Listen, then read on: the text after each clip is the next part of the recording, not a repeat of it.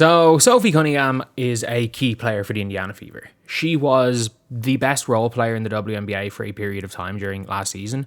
She was a player that, like, I'm not going to say carried the Fever, but she carried the Fever in games. Sophie Cunningham was arguably the best player on the floor when they won the Commissioner's Cup.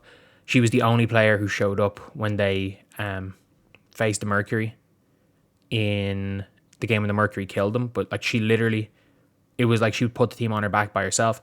She was second in the WNBA in true shooting percentage while being the best stopper on the Fever team. She's the best guard stopper on that team. Lexi Hull's not a stopper. Lexi Hull's a pest. Lexi Hull takes charges. She's a defensive playmaker. Lexi Hull can't stop anyone. But at the same time, Lexi Hull can stop you in a way of she'll draw an offensive foul and get you off the floor. She can make you think about what you're trying to do on the offensive end, because she'll just, if you're trying to drive, she can get you there. But Lexi gets cooked a lot, whereas Sophie gets cooked a hell of a lot less than Lexi.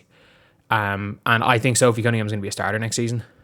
I genuinely do. I think she had earned out that starting spot over Lexi Hull, and I think that it's going to be a straight shootout for that starting spot, because I don't see them changing anything. But I also think Sophie Cunningham is a guarantee to come back. But I'm sorry, like, the Fever, there are so many Fever fans that just want Sophie gone. They're like, oh, Sophie's just using Caitlin's clout and all this. And I'm like, she's on a podcast.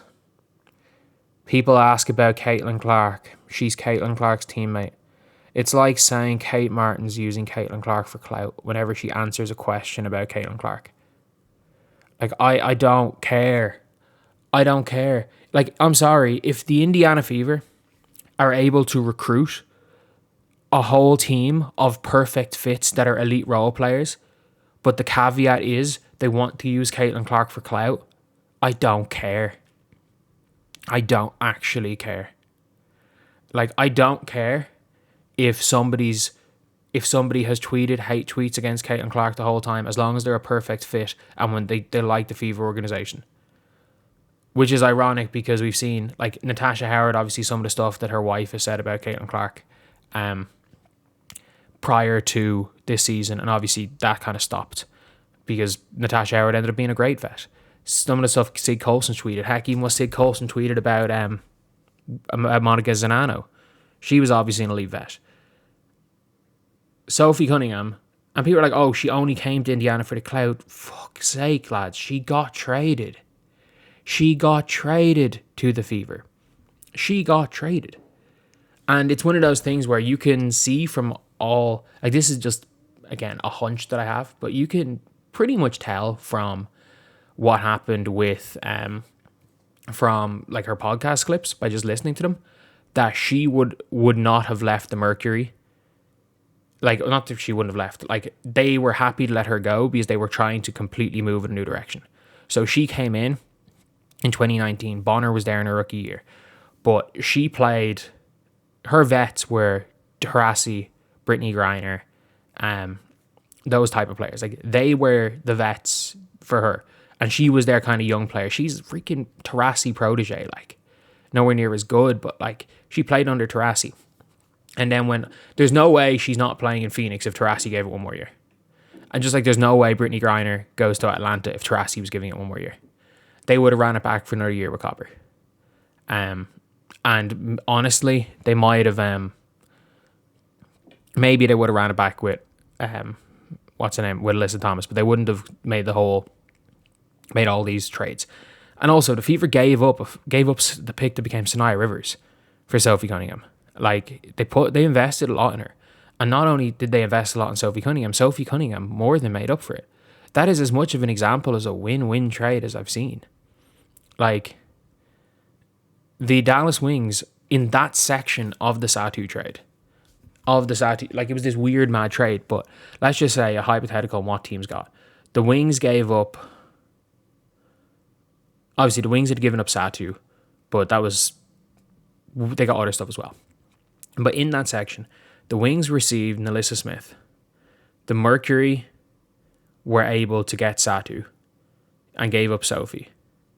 And then the Wings traded Nalissa Smith for a first round pick. And the Fever gave the Sun, or they give the Wings the 8th pick, which was then traded for Dejanay, which was then traded in the Dejanay trade. So the Sun ended up getting the 8th pick, and the Wings ended up getting Zaza James.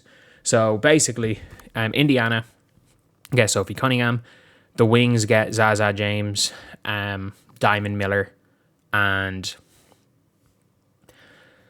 a 2027 first. The Aces getting Alyssa Smith in that. Like, everybody won. Every team is happy with their haul. And the Fever are going to be as well. Like, Sophie Cunningham, unless she gets a max contract, is going to be a member of the Fever. Like, fans are going mad because apparently she's, using Caitlin Clark for clout and all this crap. And I'm like, what relevance is that? Like, she has a podcast. These players don't make enough. I mean this. These players don't make enough to not have their own shit. And also, until this affects her playing basketball, I don't think it shouldn't bother anyone. Because what? People are like, oh, she's, spilling the beans. Why? That the face of the franchise has say in some of the stuff and how they play? No shit. It's like saying you want, let's just say hypothetically, LeBron on a podcast says, Luka, well, maybe not LeBron, let's say Austin Reeves. Austin Reeves makes a comment on a podcast being like, I mean, look, we're bringing in players and we're tweaking things so that Luka can thrive. And then fans are demanding Austin Reeves be kicked off the team for that. No, it's nonsense. It's fucking nonsense. That's all I'm going to say is it's absolute nonsense. The Indiana Fever are like absolutely better with Sophie than without Sophie. You can't really replace Sophie. You can't. Leia Phoebus is on a rookie deal. Sonia Citron is on a rookie deal for another team, and both of them are valued too high. You cannot find another Sophie Cunningham in the league. That's not on a max. To replace Sophie, you have to spend a max contract. And that is the dumbest shit because Sophie Cunningham has shown that she's willing to take team-friendly deals. And yes, I know, taking a team-friendly deal is a lot tougher now because she took half of a max. She basically took a vet minimum, but that's only 100k less than a max. And probably 70k less than she's worth to go stay in Phoenix where she makes a lot of money and other things. But now it's a bit different when half a max is 500k. But still, I could see her taking, let's just say she's offered 600k. If a max is $1 million, 700k is about her value. That's about the value of Sophie Cunningham, the basketball player. She might take 400k to play with Indiana because she's easily going to make 300k worth of other shit in Indiana. She might take 400k to stay. So yeah, that is pretty much it, lads. That's the video. If you want Sophie Cunningham gone for non-basketball reasons, you couldn't give a flying fuck about the team winning because it will take a max contract to replace Sophie Cunningham. There are about 4 players in the league that are as versatile, as unselfish as players. Like, she is absolutely, whether she shoots 4 shots or shoots 20 shots in a game, her effort doesn't change. That is rare. You cannot, unless you're going to give a max to Kayla McBride, you can't replace Sophie Cunningham. You actually can't. Because a lot of the people that are quote unquote better players that you might be able to get to replace Sophie, they're not better because they suffer from Dewana Bonneritis, which is they'll get pissed off when they're not shooting the ball all the time. Their effort will change, and they'll be dropped to the bench, and they might fucking quit on the team. Actually, not pull out Bonner and literally quit, but like essentially quiet quit and just show up to work. But anyway, yeah, that's the video. I'll see you guys.